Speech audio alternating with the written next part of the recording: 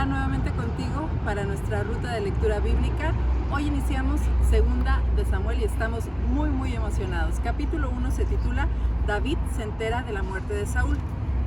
Después de la muerte de Saúl, David regresó de su victoria sobre los amalecitas y pasó 2 días en Siclag. Al tercer día llegó un hombre del campamento del ejército de Saúl con sus ropas rasgadas y polvo sobre la cabeza en señal de duelo. El hombre cayó al suelo y se postró delante de David con profundo respeto. ¿De dónde vienes?, le preguntó David. Me escapé del campamento israelita, le respondió el hombre. ¿Qué sucedió?, preguntó David. Cuéntame lo que pasó en la batalla. Todo nuestro ejército huyó de la batalla, le gritó. Murieron muchos hombres. Saúl y su hijo Jonathan también están muertos. ¿Cómo sabes que Saúl y Jonathan están muertos?, le insistió David al joven. El hombre respondió. Sucedió que yo estaba en el monte Gilboa y allí estaba Saúl apoyado en su lanza mientras se acercaban los enemigos en sus carros de guerra. Cuando se dio vuelta y me vio, gritó que me acercara a él. ¿Qué quiere que haga?, le pregunté. Y él me contestó. ¿Quién eres?, le respondí. Soy una amalecita. Entonces me suplicó. Ven aquí y sácame de mi sufrimiento, porque el dolor es terrible y quiero morir. De modo que lo maté, dijo el amalecita David, porque me di cuenta de que no iba a vivir. Luego tomé su corona y su brazalete y se los he traído a usted, mi señor. Al escuchar las noticias, David y sus hombres rasgaron sus ropas en señal de dolor. Hicieron duelo, lloraron y ayunaron todo el día por Saúl y su hijo Jonathan, también por el ejército del Señor y por la nación de Israel, porque ese día habían muerto a espada. Luego David le dijo al joven que trajo la noticia. ¿De dónde eres? Soy un extranjero, contestó, una amalecita que vive en tu tierra. ¿Y cómo no tuviste temor de matar al ungido del Señor?, le preguntó David. Entonces le ordenó uno de sus hombres, mátalo. Enseguida el hombre le clavó su espada a la amalecita y lo mató, y David dijo, te condenaste a ti mismo al confesar que mataste al ungido del Señor. David compuso un canto fúnebre por Saúl y Jonathan y ordenó que se lo enseñaran al pueblo de Judá. Es conocido como el Cántico del Arco y está registrado en el libro de Jacer. Oh Israel, tu orgullo y tu alegría yacen muertos en la colina. Oh, cómo han caído los héroes poderosos. Bien, nos encontramos aquí en el primer capítulo del segundo libro de Samuel y escuchamos la narración del último día o de los últimos minutos de la vida de Saúl.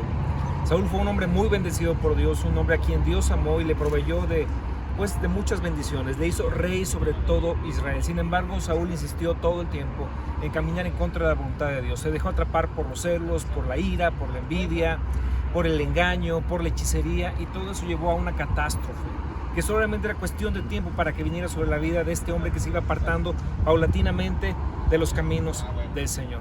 Pero algo que es muy interesante destacar de este primer capítulo de Segunda de Samuel es lo siguiente.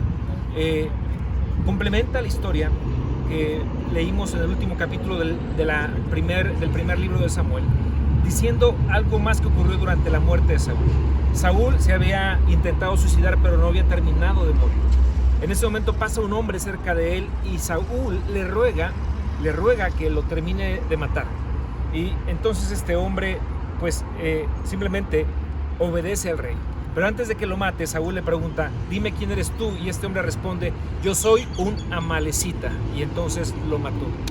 Qué terrible conexión entre personas, hechos y desobediencia. ¿Por qué? Porque tiempo atrás Dios le había pedido a Saúl que terminara con todo el pueblo de Amalek, porque Amalek representaba toda la perversión y nivel de maldad exacerbado que algún pueblo en la antigüedad hubiera podido cometer, al grado de Sodoma, de Gomorra, un pueblo lleno de hechicería, en donde pervertían a los niños, en donde la violencia era increíble, era terrible.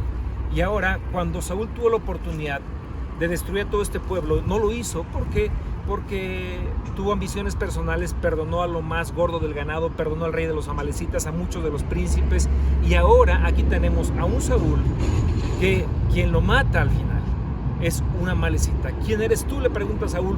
A quien lo va a matar, soy un amalecita.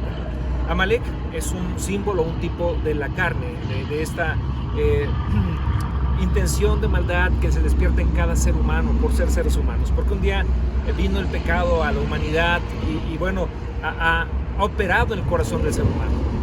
La carne representa eso. Amalek representa al reino de la carne, de la intención de hacer lo malo. Y todos tenemos luchas con la carne todo el tiempo. Tal vez has luchado por mucho tiempo con los celos, unos celos que te ahogan, que te oprimen, que han hecho de tu matrimonio algo terrible. O tal vez has luchado con inmoralidad y Dios te ha hablado una y otra vez que abandones eso, que rompas con eso de una vez por todas.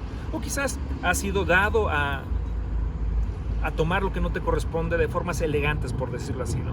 Un acto de corrupción aquí, otro acto de corrupción allá, tomas lo que no es tuyo como un robo hormiga, nadie se da cuenta, Dios se da cuenta. Y la carne comienza a tomar autoridad y comienza a tomar posesión sobre tus actitudes y sobre tus acciones. Y llega un momento en que la carne misma te puede matar, como le ocurrió a Saúl.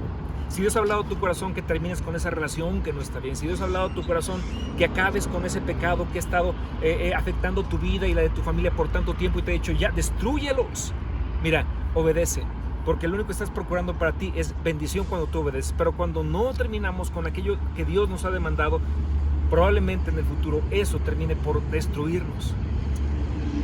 La Escritura dice que los que somos de Cristo hemos crucificado la carne con todas sus pasiones y deseos. Si vivimos por el Espíritu, dice la Escritura, andemos en el Espíritu, que no practiquemos más las obras de la carne. Nosotros te bendecimos para que tú andes en el Espíritu siempre y así honres y agradeces al Señor como le agradó a David, porque David ciertamente tenía muchos motivos, tenía muchas razones para despreciar a Saúl, incluso para alegrarse por su muerte, pero vemos y confirmamos aquí cómo David verdaderamente era un hombre conforme al corazón de Dios, porque llora la muerte de Saúl, porque llora la muerte de su amigo Jonathan, y lo vemos así, con un carácter compasivo, con un carácter bondadoso, con un carácter justo, y me gusta mucho este ejemplo que nos da Dios a través de la vida del rey David. Dios nos ha dado el poder y la autoridad para vencer sobre todo pecado. No tenemos por qué vivir esclavos de Él. ¿Por qué? Porque Jesucristo en la cruz del Calvario nos dio una victoria poderosa y eterna. Alguna vez David escribiría más adelante en los Salmos: perseguí a mis enemigos, los alcancé, los destruí, los atravesé, delante de mi Señor cayeron, no se levantarán más.